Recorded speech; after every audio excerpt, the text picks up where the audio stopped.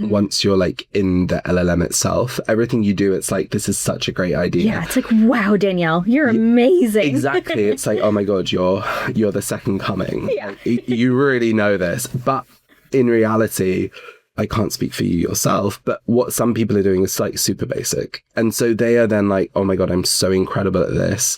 I've built the best agent ever. And I look at it and I'm like, yeah. Yeah. You like missed all of the principles of prompt engineering. You've not built any kind of markdown context. You have no context layer, no translation layer. You've got no consistency. And they're like, oh, but Claude said it was great. And it's like, Claude says everything is great. Claude does, like, yeah, Claude lies a little bit. Yeah. Gemini constantly tells me how amazing I am. And I have to be like, I know this is wrong. Yeah. And it's like, no, like you were wrong there. And it's like, oh, right. I am so sorry about that. And it's like, okay.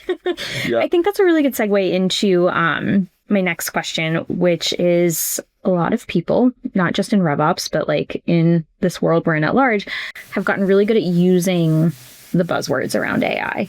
I think, just to be fair, it's almost like Dunning-Kruger, where you like think you're at this different level, but it goes so far beyond that. And, you know, what does that look like in practice? And how do you spot someone who's like actually learned to perform versus someone who's just kind of has the right words? Yeah, it's a really, really good point. I say quite a lot, everyone can say all the right words. The thing to look out for is whether they say them in the right order. Mm-hmm. I've sat in a couple of interviews in the last probably 12 months where I've almost had the sense that you get when you see an image that's not quite real, but you're being told it's real and your brain is like, alert, this is not real. Yeah, it's just like, you know, that like almost tingling. I get that in what they're saying in their interview because they say all the right words. Mm-hmm. And if you're not listening out for it, it sounds like they really know what they're talking about. But then you're like, wait, what?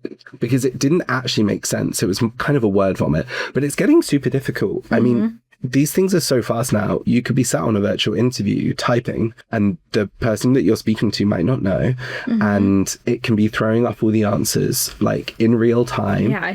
I think you've got to get practical. You've got to really dive into use cases. You've got to look at the things that they've actually done. References are more important than ever. And not just those 5-minute chats where you're like, are they a good person? They're like, yeah, they're awesome. Yeah. It's like, tell me about a time they actually hit their goals. Like, what was their average performance?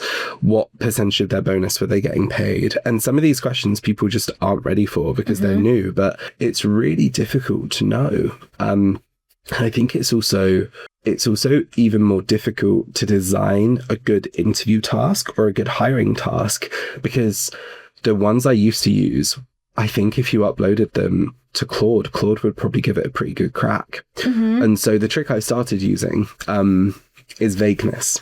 I will be incredibly vague in the interview task. And one of the things I'll be looking for is them to ask me clarifying questions. Because if you ask a very vague question to Claude, it will start hitting you with clarifying questions. Mm-hmm.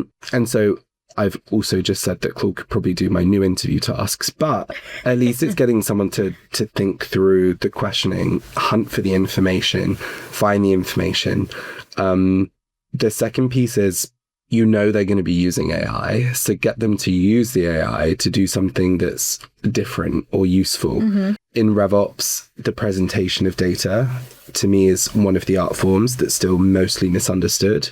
The type of chart you use for different data is descriptive and it really should add to the narrative. If you use the wrong chart type, you lose all sorts of context.